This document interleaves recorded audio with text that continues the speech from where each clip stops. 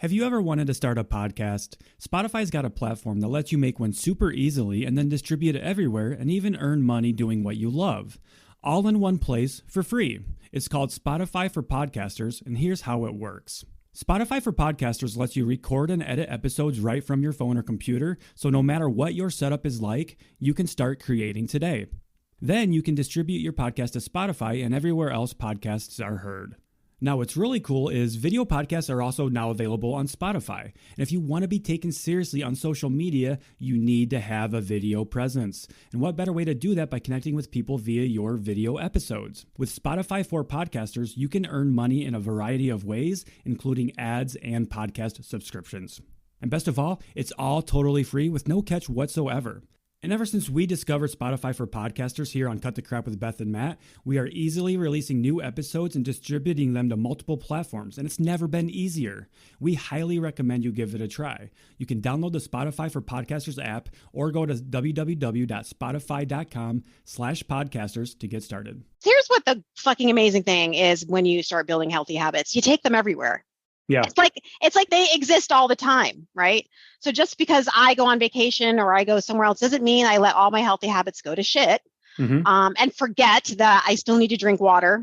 I still need to fucking move my body. I still need to sleep. Yeah. Things like that. So it's like, just stick to the basics. Enjoy yourself. There's no need to go off the rails and fucking bingy, in my opinion. Yes. Just because you're in an all-inclusive doesn't give you a fucking free ticket to eat like an asshole or drink like an asshole either. Right. That's what happens at all-inclusives. You eat all you want, you fucking drink all you want, you gorge yourself by the pool feeling like shit because you did those things. Right. And then you're like, I fucked everything up. So the whole vacation is you just pissed off and you just drink yourself to death and eat yourself through the roof. So let's just not go that route. And you're going to be totally fine. Welcome to Cut the Crap with Beth and Matt, the world's #1 no bullshit health and fitness podcast. Are you ready to cut the crap with your diet and exercise, get strong as fuck, and build a healthy relationship with food? Then you've come to the right place. Let's go. If you'd like to support us in the podcast, join our Patreon where you get exclusive content, which consists of monthly workouts you can do at home or at the gym, monthly challenges that are either strength, habit, or mindset based, and access to over 100 plus low-calorie, high-protein, family-friendly meals. These are all designed by a professional chef who is certified in nutrition. These recipes are already in MyFitnessPal for easy fucking tracking. New recipes are also added each week. We believe that fitness is for everyone, so this is our way of getting you started on your health and fitness journey at a price most everyone can afford. So what the fuck are you waiting for? We'll see you in the Patreon. All right, Beth. Hi. Long time no talk. You've been a busy little bee over there. Busy little bee. So have you. I know. What have you been up to? Well, today consisted of taking a body fat percentage test at 7 a.m. for my coach, Christy, because she, we love data, which is amazing because my weight has been like stable or, to people that are looking at it, or I know people are following me on this, it may seem like nothing's happening. Oh my God, right? But no, I lost almost 2% body fat. Fuck yeah, but your weight hasn't really changed that much. That's precisely what we talk about a lot. Exactly. Right? The scale not changing, but shit's happening. Yeah. And here's to people that get so frustrated about the scale. That's why you need to have so much data. Like you're focusing on something that honestly doesn't tell the whole story. Yep. I did a video the other day about that, about how the scale fluctuates. But I did a little experiment, right? I chugged a glass of water and then showed how I gained almost a pound afterwards. And then I stitched that same video the next day, and my weight had dropped 6 pounds from one day to the next. It's because the day before or the 2 days before I had eaten pizza. So my scale weight jumped up, but then it dropped back down after a day, So I was just showing that to people like, guys, like we need to look at this like fucking rational adults here. Yeah. Right. For sure. Yeah. So I did that. Then I took my son to the pediatrician, and then I got him a haircut. I kept him out of school, went grocery shopping, got gas. It was one of those days. And then here I am now. Yeah, for sure. I feel you there. Yeah. What method did you use to test your body fat? Was that like a DEXA scan? Or? An in-body scan. So where I used to coach at a Hybrid Fitness, they've had this since I started the gym there. So I have data since when I first started my journey, which is crazy. So I'm able to like look back and like 2020 when I did like the real intense cut that I did with RP, I'm looking back at my old InBodies and I was at like 13.2% body fat. I'm like, holy shit. You got down to 13% body fat? Yeah, well, that's according to this. It's probably, a little bit higher, but it was very low. Yeah. Yeah. Especially for a woman. That's like, I know. Low 20 is pretty lean for a woman. Yeah. Yeah. What are you right now, if you don't mind me asking? I'm at 18.7. Beautiful. Hell yeah, Beth. You're fucking crushing it, Nerdle. Yeah. Fuck yeah. Admittedly, it feels like fucking so slow, right? Right. Like I can relate to all these people. I understand that you think that maybe it's not working. You just keep going. You just keep fucking going. And this is where people usually quit because they're focusing on that scale. And realistically too, I mean, at your body weight and your fitness level and your experience level, you don't have a lot of weight that you can realistically fucking lose. No, exactly. Goes back to realistic expectations. That's why when people ask me my starting weight, it's like, that really doesn't, in this case, it doesn't kind of really matter. Yeah, for sure. Anyway. If you have a lot of weight to lose, sure, it matters. But like your experience and everything. I'm going for body fat loss here. Yep, for sure. Yeah, I just got back from my little weekend adventure doing some hiking at Indiana Dunes National Park. That was fun. Yeah, I gotta tell you, like those little climbs of those sand dunes, they're a couple 100 feet elevation climb at like a 40-degree grade. Those are fucking intense. It's like sand is brutal. It is. So brutal. There was this woman sprinting up and down. She'd sprint up, walk down, sprint up. I'm like, this fucking woman is a fucking badass. Like, damn. I kind of wanted to join her, but I had like 13 people. I wasn't going to be that guy. Excuse me. I'm gonna do some real quick. Some real shit over here. But it's literally, I was reading about it, and it's like it's walking through the sand, hiking through the sand like that on an incline. It's literally taking 2 steps forward and 1 step back. That's what it's like. So yeah. I imagine like that's like marine style training. It really is. You know what I mean? Water training and sand training. That's what professional athletes do in the off season. They train in the sand for agility and quickness and explosiveness. When we were climbing the one, we were literally doing like lunges the entire way up, big steps, lunging up and continuing forward. So fucking functional fitness, guys, functional fitness. Yeah. Did you do this barefoot? So funny about that is the first one we climbed in boots or hiking boots, and I was like, fuck this is too hard. So I just went barefoot after that. It was, just connecting with the earth like that just felt so much better too in between. Yeah, grounding. Grounding yourself for sure. Yeah, I love that. Yeah, ground yourself, connect with nature. Yes, it's the best. Sure. Vitamin N. Get it. Let's fucking get it. So Beth, what are we doing today? We are doing an Instagram anonymous Q&A. Yay. We love these. Fuck yeah, we do. Fucking punch buggy, you're it. Okay. Yes, we love these. Everybody listening seems to love them too. These episodes do pretty well for us, and we love fucking helping people. So let's get right into it. What do you think? Let's go. All right. How are you feeling today? Well, that's a very nice question. Thank you who asked that. Yeah. I feel pretty fucking good. I feel, I don't know, accomplished. Good.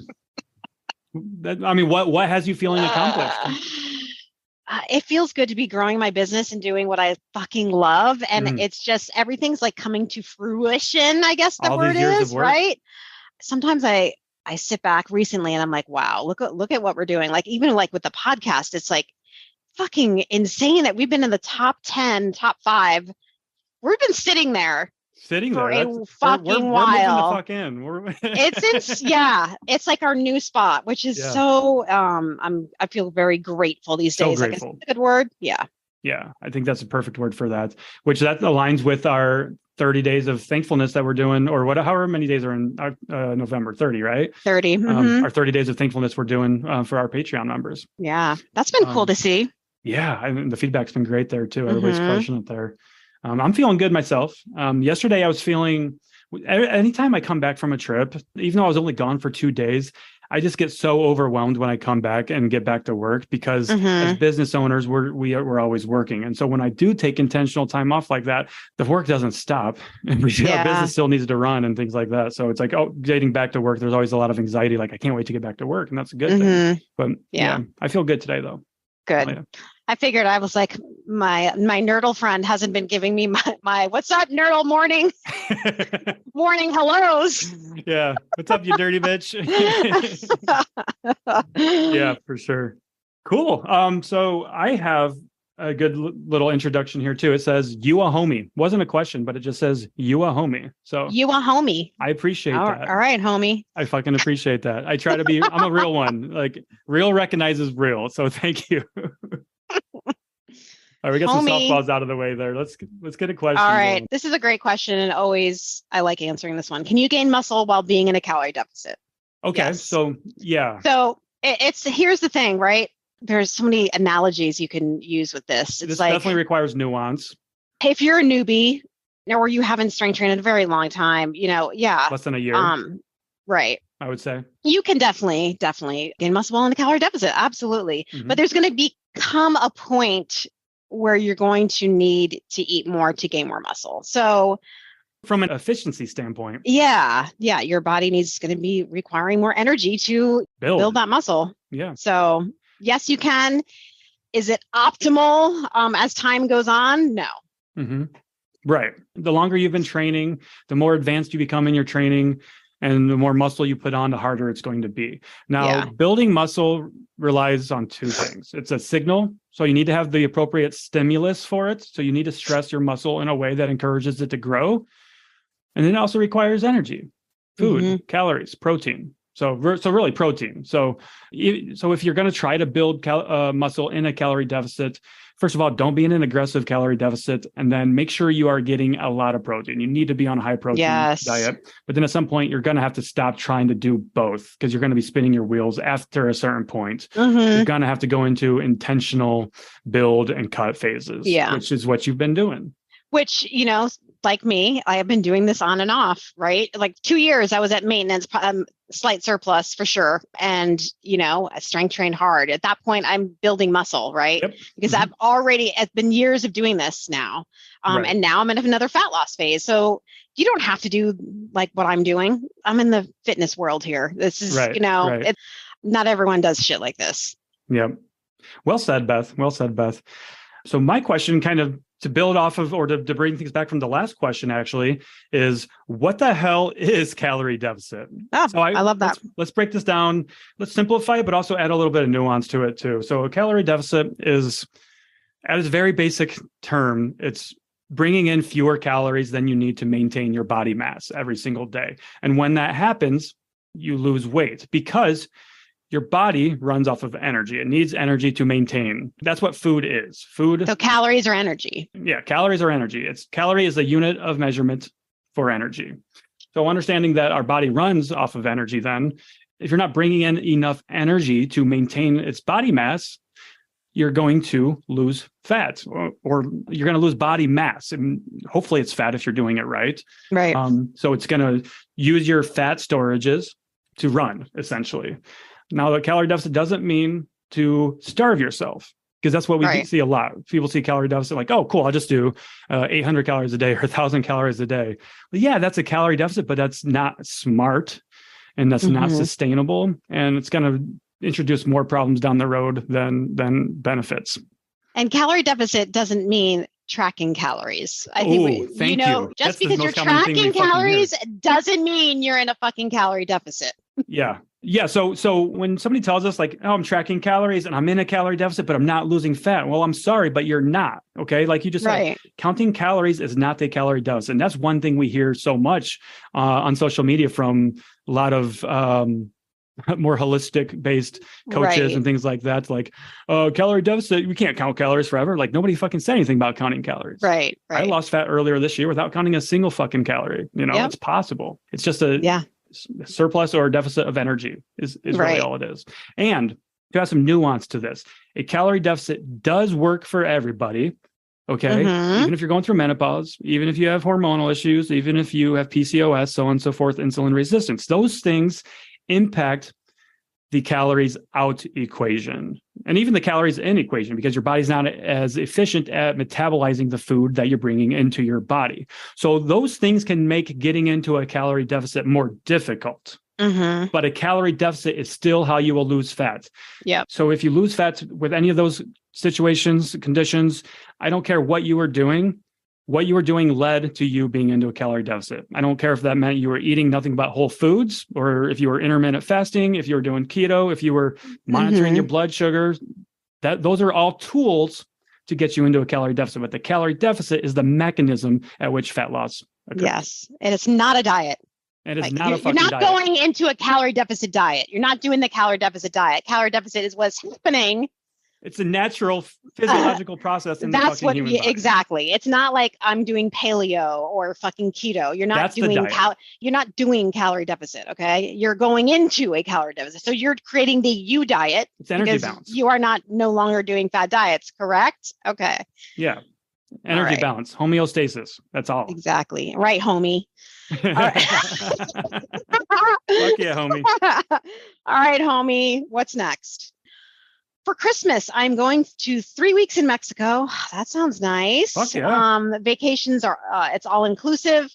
I'm very worried all my progress will be lost. Okay. Let's talk about that. Yeah. First off, it's vacation, right? Yeah. I think if you've been building healthy habits, here's what the fucking amazing thing is when you start building healthy habits. You take them everywhere. Yeah. It's like they exist all the time, right? So just because I go on vacation or I go somewhere else doesn't mean I let all my healthy habits go to shit. Mm-hmm. And forget that I still need to drink water. I still need to fucking move my body. I still need to sleep. Yeah. Things like that. So it's like, just stick to the basics. Enjoy yourself. There's no need to go off the rails and fucking binge eat, in my opinion. Yes. Just because you're in an all-inclusive doesn't give you a fucking free ticket to eat like an asshole or drink like an asshole either. Right. That's what happens at all-inclusives. You eat all you want. You fucking drink all you want. You gorge yourself. You sit by the pool feeling like shit because you did those things. Right. And then you're like, I fucked everything up. So the whole vacation is you just pissed off and you just drink yourself to death and eat yourself through the roof. So let's just not go that route. And you're going to be totally fine. Yeah. Get your movement in. Get your movement in. Go walk the fucking beach. I'm assuming you're going to Mexico. You're going to be on a beachside resort. Go walk the beach in the morning. Go walk the beach. Watch the fucking sunset. Mm-hmm. Guess what, Beth? I haven't told anybody this yet, but I'm going to Mexico in January for a week. So I'm going to be in the same boat. I'm going to an all-inclusive.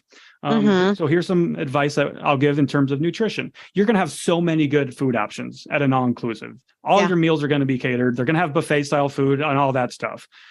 Fill up on protein in the morning. Eat a high protein diet in the morning with fiber. Have some of those foods that you like. Don't have 10 mimosas. Maybe if you just want to have a little drink, have a mimosa. Don't turn it into an all-day bender and just enjoy yourself. It's at the end of the day, 3 weeks, we want you to enjoy yourself. So if we're focused on building habits year round, it really shouldn't be an issue. That's the thing. Yeah. I mean, I spent 5 weeks in Florida last winter, right? Mm-hmm. Yeah. So basically that was I was still working, but to me, it's kind of like a vacation. I was at the beach, I brought my healthy habits there with me. I ate out pretty much every night and I maintained my fucking weight. We're in this for a lifestyle change. That's the thing. I walked every day. I walked the beach every single fucking day. That's what you do. We walk. And that's why we preach. We preach about building these healthy habits, because if you don't have that foundation, then I would be a little bit worried too. Yep. Foundation. Especially for 3 weeks, but you're good. Don't stress. Have fun. Have fun with it. Absolutely. Absolutely. All right, Matt, you're next. All right.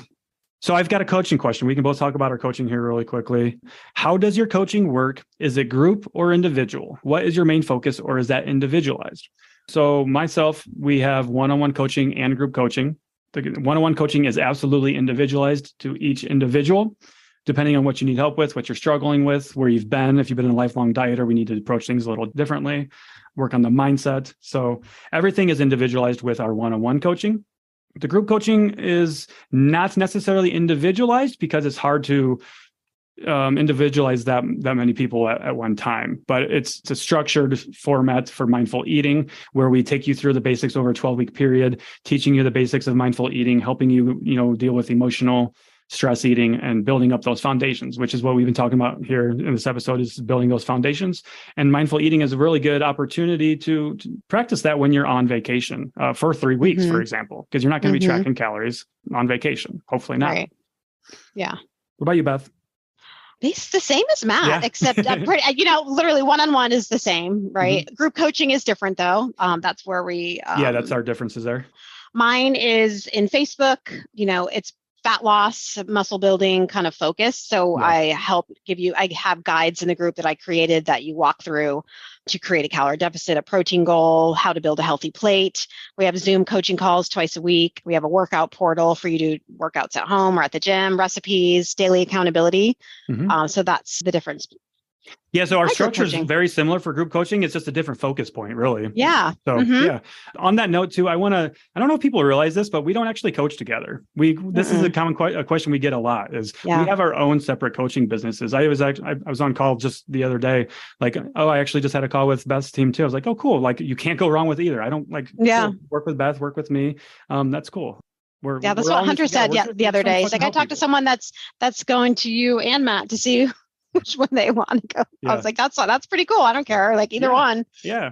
We're all here to support you. So get the help you need. All right. Okay. So how do you measure out your protein to hit your goal? I thought that if you are having chicken, for example, and you measure 40 grams of it, then you're getting 40 grams of protein.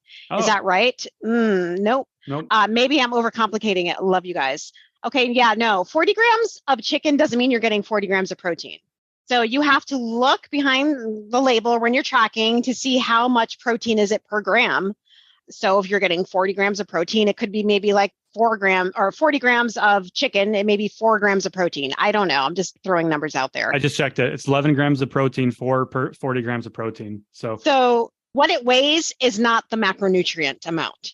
Right. Yeah, because it's not just the chicken isn't just protein. There's water in there. There's fats in there. So yeah, it's not just pure protein. That's a good question though. I like that. Yeah, good question, but you're not overcomplicating it. You didn't know. Exactly. Okay, cool. Next question. Is it true that if you took a walk/movement, even a short one, that it will help your blood sugar stabilize after meals? And I fucking love this question. This just really goes to show you the power of fucking walks and movement. Yeah. The answer to this is yes. Yeah. Going on a walk post-meal has been proven time and time again to help manage your blood sugar levels. Go for a 10-minute walk after a meal, and you're going to stabilize your blood sugar. You're going to help aid digestion.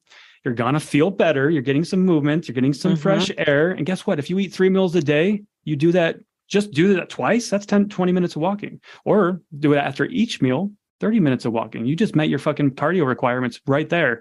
It's like classic habit stacking right there. Yeah. We're taking something we're already doing. Everybody eats. Okay. So habit stacking is adding a new habit onto something that's already established as a habit. Yeah. So when I eat, then I go on a walk. That is a classic habit stack. And that is a really great way of going after your health and fitness goals. Yeah. Love it. I love that question. Really good. Yeah, that's a good one. All right. How long after quitting drinking did it take for you to quit craving alcohol? It's been 8 weeks for me, and I still think about drinking almost every day. Gosh, it's been 7 years, and I know the beginning was real. The first year is rough, and I'm not going to fucking lie. I think the most important thing is for you to get some kind of support system. I don't care what it is. Maybe it's online, maybe it's AA, maybe it's just something, and hang out with people that are kind of like in the same path as you. It helps to have people that you can talk to about this shit, because it could be like a possible trip to like saying fuck it. Yeah. Because it's that easy to do. I'm not trying to scare you. I'm just saying that, yeah, it's very normal, but support is very key, especially in the beginning. For the first year, I had a ton of support. And then I was like, okay, yeah, I feel so much better. You know, it's very new for you still. It's okay to ask for help. The physical cravings aren't there anymore for you, but it's right now you're having like that mental craving, because it's more of like a thinking disease than anything. There you go. Don't underestimate the power of a solid support system. If you don't have one, there's so many great resources online. You can join Beth's community, her Facebook group. Go listen to our podcast with Celeste that we did for some help there. So yeah, for sure. Great question. All right. So my question is, how come some days I have so much energy during my workout and some days I feel like I'm dragging every second? So this is a question there's like a lot of things to consider. But kind of normal. It is kind of normal. Sometimes you're just not going to be feeling it. Sometimes you're going to be dragging dick in the sand, you know? It's like, absolutely. But also we can look at a few things too. We need to understand, first and foremost, that some days you're just going to feel off. You're going to be tired. You're going to be sluggish. That's the reality. So we need to accept that. Radical acceptance there. Let's practice that. But also we can look at things like our daily routines the day before. How much energy did we bring in? Did we eat? Did we fuel our body appropriately? Did we get enough carbohydrates the day before? And the carbohydrates that are more complex, so you've got that more sustained energy. Did you fuel your body appropriately before your workout? Did you have at least one meal in your system before your workout, a few hours before? What was your sleep like the night before, or the couple of nights before? Your hydration can impact your energy levels during your workout. If you're dehydrated, you're going to be dragging ass. Your muscles aren't going to be as efficient. You're not going to have the energy. Stress is another big one too. If you're more stressed than normal, that can absolutely impact that as well. So there's some variables to consider there. Yeah. All right. Okay, this question is funny. Why do you pronounce Parmesan so funny? Parmesan instead of Parmesan, or like? Is it Parmesan? It's Parmesan. I don't know. I think I've heard it pronounced both ways. And I think it's probably just a regional thing, where the hell you grew up at. Like in my region, we call it Parmesan. Yeah, that's what I call it, Parmesan. Yeah. I don't know. We are not the vocabulary. It may be funny to you, but it's just how I talk. Yeah. So I never thought of it being funny, but it's like Midwesterners saying "oh," and right. It's just people like down south, they say y'all. It's just, some people call sneakers tennis shoes. Tomato, potato, potato. So gold jacket, green jacket, who gives a shit? Yeah. All right, Matt. I got this question, and I'm not sure if you'll answer it because of your calorie deficit and stuff, but they say, how tall are you? So I'm 6 foot. And I know a lot of people try to ask these questions to figure out how many calories they should be eating compared to you and things like that. I've gotten that question so many fucking times. It's insane. Yeah. It's like, you guys focus on yourself. Who cares how fucking tall we are? Yeah. I'm tall enough to party. Yeah. Whatever that means. I have no idea, but that's fucking hilarious. Tall enough to party, bro. That's all that matters. I didn't know there was a height limit to partying, Matt. There is now. Okay. Tips for getting out of a recipe rut. Find new fucking recipes. I'm just kidding. Join our Patreon. Yes. Oh my God. That's a great idea. Yeah. Join our Patreon. We have like 100+ recipes, 3 new added each week. There you go. Or in the interest of not being biased, join Zach Cohen's Patreon. Like I don't care. Join both. You get fucking both. Yeah, both. He does like the meal prep recipes. So if you're more interested in like the meal prep, way to go. Like definitely you can check that out. But yeah, lots of options out there. This is a quick question. Your celeb crush? And I don't know. I don't have a celebrity crush. If I'm being honest, I don't fucking pay attention to celebrities. I've got my own shit to worry about. Like recently with that scandal with Adam Levine and Maroon 5, I'm like, who the fuck cares? Like, oh my God, let's stop worshiping celebrities. I don't fucking care. I don't care. I lived in LA. I hung out with a lot of them. They're just people. They're just fucking people. They're just fucking people. I have bigger things to worry about. Yeah, totally. All right. How do I increase my protein in every meal without eating more chicken, salmon, or ground meat? Okay. It's so funny because a lot of people think that protein is just meat. Yeah. There's so much more to protein than just fucking meat. Okay. We have eggs. We have cottage cheese. We have Greek yogurt. We have light string cheese. We have edamame. We have tofu. We have seitan. There's protein and a lot of chickpeas. Anything in the legume family, which then you're getting some really good fucking fiber too, especially like with the edamame, you're getting some fiber in there as well. So, best of both worlds there. Yeah. There's plant-based options out there as well. And you don't have to do one or the other, just eating animal protein, you get the complete amino acid profile, which is what you need to build muscle. Yeah. And also like a little harder. Get creative with cooking your meats. I mean, season that shit. I eat the same kind of meat a lot, but it's always seasoned differently. Was the question different protein sources or how to get more? Because in terms of how to get more, you could literally, what I see with clients and DMs and things like that is they might be eating protein, but it's such a small portion, like 1 ounce or 2 ounces of protein. And then it's quadruple the times amounts for carbs. Like double up your protein options, 2 pieces of lunch meat, put on like 4 pieces of lunch meat, doubled your protein right there. So maybe how do I increase my protein in every meal without eating more ground chicken? Okay. So. Oh, okay. Okay. So in that case, like if I have a salad, I add tuna, but then I also add cottage cheese. Okay. So then I have like Parmesans, and then that's like 3 sources of protein on there. That's not just tuna. Yeah. You could add something like those edamame that you were talking about earlier. Yeah. Like some dry roasted edamame, get a little crunch on your salad. You're getting a protein boost there. Get a high protein bread and have that with your sandwich. This is a great thing to actually teach people how to do. Instead of just having protein oatmeal, right? You're going to need to add something like eggs on the side of that protein oatmeal. Like the protein oatmeal at 10 grams is more of a carbohydrate than it's fucking oatmeal with protein in it. So or add a scoop of protein to it. Yeah. So let's say you're having eggs, have some oatmeal with protein in it on the side. Yeah. Our meals really vary your meals, add a lot of different textures, colors, protein sources, pair things up, get creative, experiment with what works and what you like.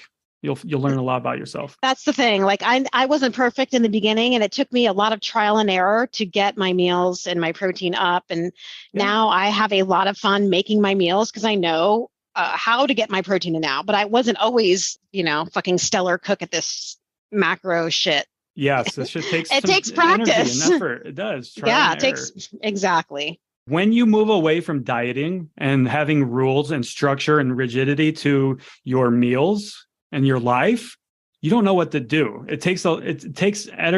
We love following rules, but we love breaking rules too, which is why diets don't work for many people. So learning to do things for yourself, it's a lot more difficult, but it's fucking rewarding. I'm finding a lot of people are struggling with that. A lot of people I feel, and I'm going to just put this out there, that you guys want things handed to you.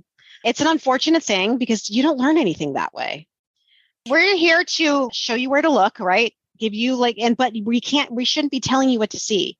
Yeah. That doesn't teach you anything. Right. You have to be willing to put the fucking work in to figure out what's going to work for you, instead of me saying, okay, Karen, I think you should have 3 eggs. Okay. 2 slices of turkey bacon. But you don't want me telling you that. Okay. Because you might not want that. That's what I like. And you might hate being told what to do. You have to find out what you like. I can give you tons of recipes. It's up to you to choose which ones you want or like. Yeah.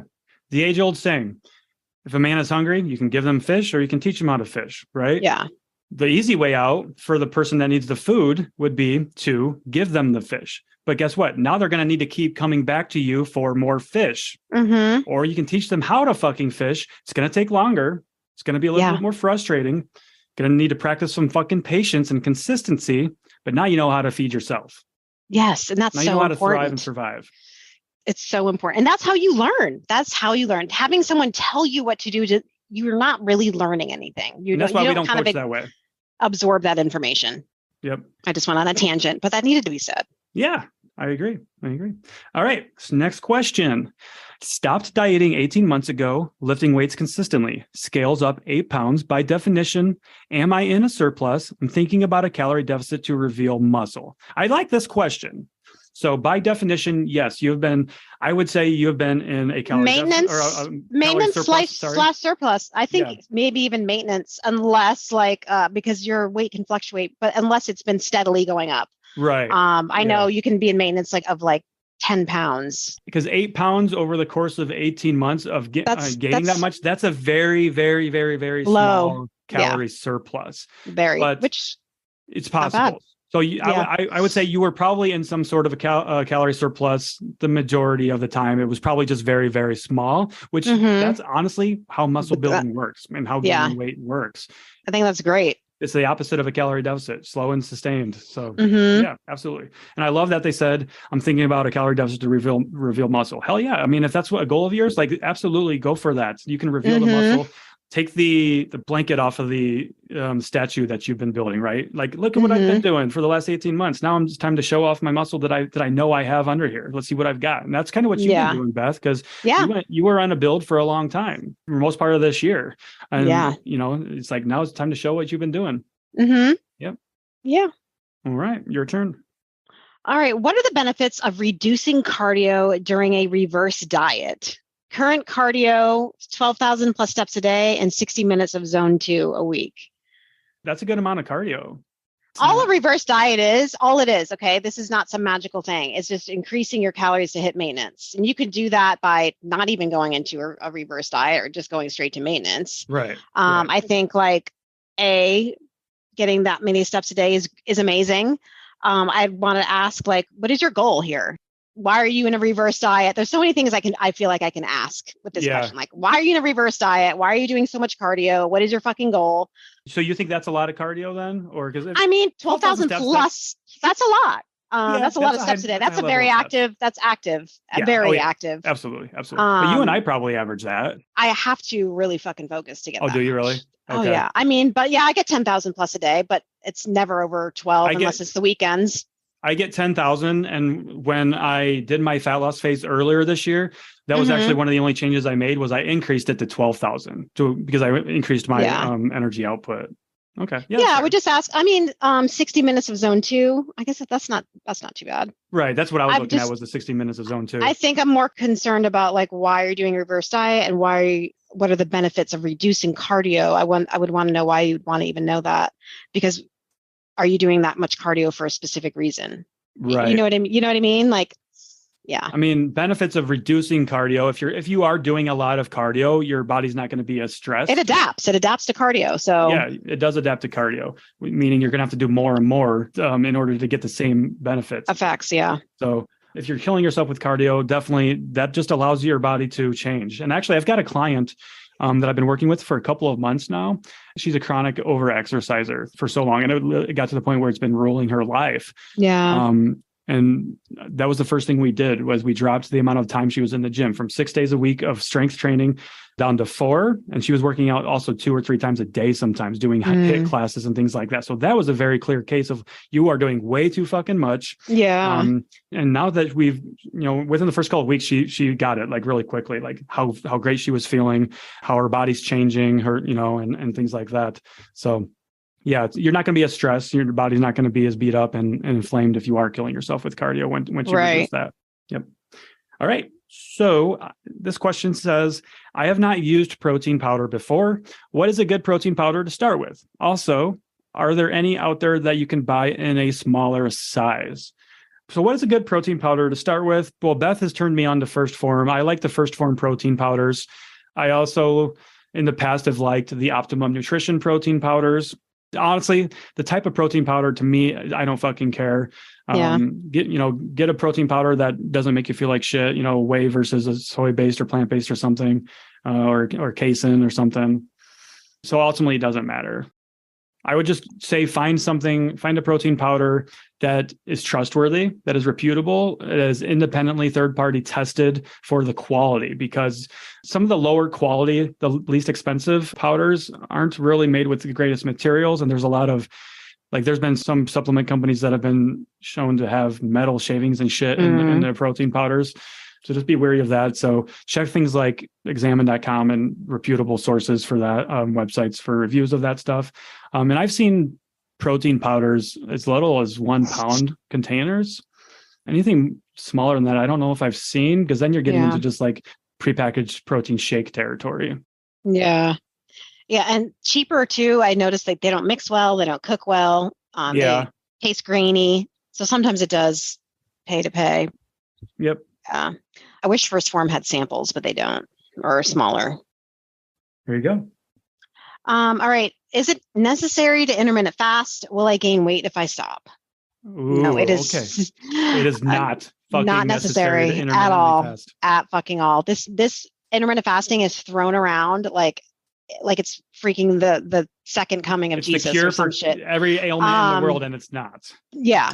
Hate to break it to you. The current research shows us that there really isn't any unique benefits to intermittent fasting versus any other way of eating. Not even for autophagy. Okay. That's a common claim is autophagy, the body's ability to regenerate its cells and build and things like that. You do that when you're sleeping naturally anyway. You do that in a calorie deficit. If that's your goal is to lose fat with intermittent fasting, guess what? Your body will go into autophagy in a calorie deficit, even if you're not intermittently fasting. It'll do it when you're fucking sleeping. You're fasting when you're sleeping as it is. Yeah, I'm sorry. Was there a second part to that question? Oh, will they gain weight if they stop? Yeah. You could. So here's the thing about intermittent fasting is it's just a tool to limit how often you're eating. By doing that, you're limiting how much you eat. So if you don't know how to eat without having that restriction of time-based feeding, then yeah, you could potentially gain weight because you're just going to be eating more food, being in a calorie surplus. Mm-hmm. Not saying you're going to necessarily, but it's a very real possibility if you don't know how to eat. Yeah. All right. So this one I had to look up. This one says, thoughts on the Cellerciser in addition to weights to tone up and get some definition in legs. I'm a 42-year-old mom. So do you know what a Cellerciser is? I gotta look that shit up now. I had to look it up. It's essentially a trampoline. So the trampoline isn't going to do fuck all to help you tone up and get definition in your legs. What a trampoline is great for is cardio, getting some solid movement in. So if you enjoy jumping on the trampoline and using the Cellerciser for quality movement, then go for it. Just understand that it's not going to help you build definition in your legs, because in order to do that, you need to be breaking down the muscle tissue. And a trampoline isn't going to do that because there's no resistance and you're not stressing it out. And also toning up, because they did say in addition to weights to tone up. The weights will help you build muscle definition for sure. But let's talk about toning up really quickly, because this is what I want to actually talk about. Toning is bullshit. It's a fucking marketing term. Yeah. You can't tone anything. I just did a video about this. You and I've done a video about this. You can't tone. You're not a fucking printer. Period. Okay. You can grow a muscle. Your muscles can shrink, your fat cells can expand, and your fat cells can shrink. That's it. Okay. Mm-hmm. That is what, to get that toned look that you're going for, it's reducing your body fats to show the muscle that you have. And if you don't have muscle and you just start going into a calorie deficit and try to get toned, you're just going to get that skinny fat look because you don't have any muscle to fill out your frame. Right. So I guess you could say I'm going for the toned look right now. You absolutely are. You absolutely are. So I've been muscle building or in maintenance, lifting heavy. Have you guys ever heard me say I'm getting toned right now? No, right? Why is that? So no. Because I'm revealing muscle, so I'm going to have more muscle definition. That is what it's called. And why will I have more muscle definition? Because of fat loss. Okay. Oh man. All right. So that was your question, right? Yep. Okay. Best fiber supplement or how to increase your daily intake of fiber, please. I love this question because fiber is so important. So fucking important. So important. What do we got? So how to increase your fiber? Berries, avocado, oatmeal, like whole grains. Legumes. Legumes. What else has fiber? Gosh, so many things. Most vegetables, vegetables. Most all vegetables. Yeah. Like I said, fruits, apples, pears, like everything in their skin form whole is better because you want that bulk. The bulk is important because that's what's going. This is for your colon health, you guys. So the rise in colon cancer, why do you think this is happening? Because we're not getting enough fucking fiber. Yeah. Well, recommended for women is, I believe, 25 to 35 grams even. It is. Men is like 35 to 45 grams a day. And why is it different? Because men are typically bigger than women. Yeah, there's a calculation there for every 1,000 calories that you bring in a day, you should get X amount of fiber. And that's the difference between guys, because guys just naturally need more calories to maintain their body. So, yeah. It's a high percentage amount of people that don't meet the recommended amount of daily fiber intake. And that's one of the best things you can do to improve your overall health. Increasing your fiber intake can help manage your cholesterol, your blood sugar. It can help your blood pressure, your intestinal health, gut microbiome, and it can help keep you regular. If you're shitting water, eat some fiber, Yeah, there's different forms of fiber. There's insoluble and there's soluble fiber. Yeah. So yeah, for sure. Eat a varied diet, lots of colors. You want a mixture of both chia seeds or chia. How the fuck do you say these things? Chia. Chia. Okay. Chia. Yeah. Chia seeds are great. They are. You can sprinkle those on your yogurt, on oatmeal. Flax seeds. Seeds. Yeah, for sure. All right. What's your opinion on meal replacement shakes for convenience? I'm not a big fan of meal replacement shakes in general. But in a pinch, like if you're going on a road trip, or if you're going to be, hours between meals and you're going to be hungry, you can take the proactive approach and get a protein shake. That's when I'm a fan of doing things like protein shakes. But I'm not a big fan of using meal replacement shakes because, first of all, they're not going to satisfy you. What's going to happen is you're going to have the protein shake and oh, cool, I'm eating so healthy. I'm having a protein shake for a meal. Right. But then later on down at night, you're going to be fucking ravenous and you're going to eat 1,000 calories more than you would have if you just ate a fucking meal. If I had a meal replacement shake right now in my calorie deficit, I would be fucking starving. I would lose my shit. Like that would be unbearable for me, to be honest. I couldn't do it. I need a big ass meal. Big ass meal, especially. I want to chew that shit. I want to feel the fullness in my belly. I do not want to drink a fucking shake and be so unsatisfied with oh my life. God, Beth, speaking of chewing, that's a great point. You're not chewing a protein shake. Guess what? You're not expending energy to break down that protein. It's just going straight into your body. Chewing your food expends energy. So by eating food, you're burning more fucking calories than you would if you would drink a protein shake. Yeah. And there's actually research to show too, the act of chewing, it's actually a stress relief. Some chemicals get released. It's the happy hormones and things like that. So when you chew, it makes you feel better. Hence why eating is actually, like you just said, eating is a parasympathetic response. So this is why emotional eating, stress eating, because eating is a calming situation. So I actually learned that from Casey. There you go. Casey Joe. Yes. Episode 39, I think she did with us, which is a fucking phenomenal episode about all or nothing thinking. Yeah. Next, when making a homemade chili or meal like chili, how do you calculate your macros and serving? You make a recipe. As much as it may be a pain in your fucking ass, you make a recipe, and that's easy. Once you do it, then the recipe's in there forever. And how you figure out the different servings is how many servings are in your total recipe that you made. Usually they have that on the internet, like this serves 6. So you make your recipe, you weigh the whole entire thing at the end, and then you divide the total number of grams on the scale by 6 or however many servings. And that's how you figure out. And then the app will divide the macros for you. Right. So let's say your chili has 5 ingredients. You would take each individual ingredient, total up how many calories and protein and all the macros those individual ingredients have. And then you'd add them all together. And then you take the pot of chili and divide that by however many servings you're going to put in there. And there's your individual breakdown per meal, right? Yeah. Okay. I have one more question about coaching, actually. Could I go through your coaching program more than once if I felt I needed that? You certainly could. But our goal, if you're working with us, especially in our one-on-one coaching, is we want to get you to a spot where you don't really need another coach. So we want to help. Our job is to equip you with the skills and the tools, the emotional tool belts and the mindset and everything that you need to handle any situation on your own. Whether, if your goal is fat loss, we take you through a fat loss phase. Ideally, then we'll take you into a maintenance phase and teach you how to maintain your results. And then, if you want to talk about going into a surplus and another deficit down the road, if you need to, but our job as coaches is to teach you what you need so you don't need another coach or us again. But if you needed to reaffirm some things, or if you want to work on some different things, absolutely, you can go through coaching with us once again. Absolutely. We're not going to tell you no. Right. But we will say, is there something lacking in our program that we didn't teach you, Yeah. All right. Probably 1 or 2 more questions. Yeah. I think we'll have this one be the last one, or this one and the next one. Okay. Is it possible to ingest too much protein? No. You're good. With the caveat, of course, if you have pre-existing kidney issues, of course, check with your doctor. Right. But no. What is the episode with Alan Aragon?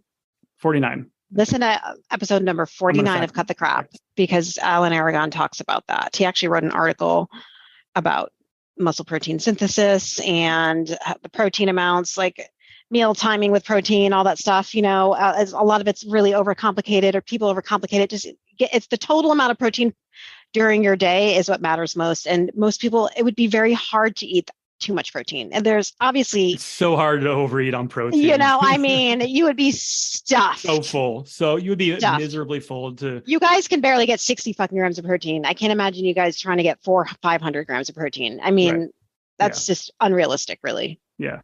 All right. One more question, Mia. I don't want to waste too much time on looking through questions. So are you a backseat driver?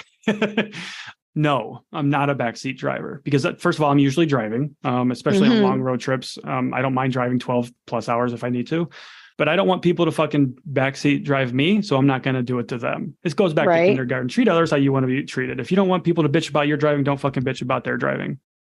Yeah, I don't backseat drive either. unless my husband drives me like a complete psycho, because he can do that. Unless you're blatantly doing something wrong or going to crash. He likes to somebody. like pass people on main roads with me and my son in the car. And I'm like going fucking 80. I'm like, please just do this shit on your own. I don't want to be in the front seat of your massive fucking truck with our son doing this shit. So, yeah. But he's a really good driver, but he just does shit like that. And that kind of irritates me. Yeah. But other than that, I don't say shit.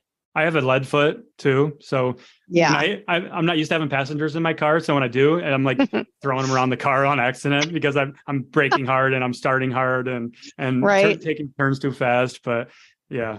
So Breaking Bad over there. Maybe don't drive with me. I mean, Beth, you've driven with me. You're not bad. It didn't scare me. Yeah. Okay. Yeah. Yeah. Your driving's fine too. So. Oh yeah, that's right. Yep. Yeah. We took turns when we were in Maine together, actually driving out. Yeah, we did. So, yeah. All right. Yes, indeed. Okay, y'all. You got your last question in then, right? So awesome. That was a really good episode. Lots of fun. Lots of good questions, you guys. Lots of good questions. We fucking love them. You guys let us know if you like. I mean, obviously you guys like these, but if you want more of these episodes, we will do more of them. We are here to help. We are absolutely here to help. Okay. You tell us what you want to hear and we'll fucking do it. Yeah, absolutely. All right, y'all. Bye. All right. Bye. Bye. Hope you enjoyed this episode, so why not share with a friend who needs to hear it? Send us a DM on Instagram or email us at cutthecrappod@gmail.com and join our Patreon at patreon.com/cutthecrappodcast. As always, we appreciate you and thanks for being here.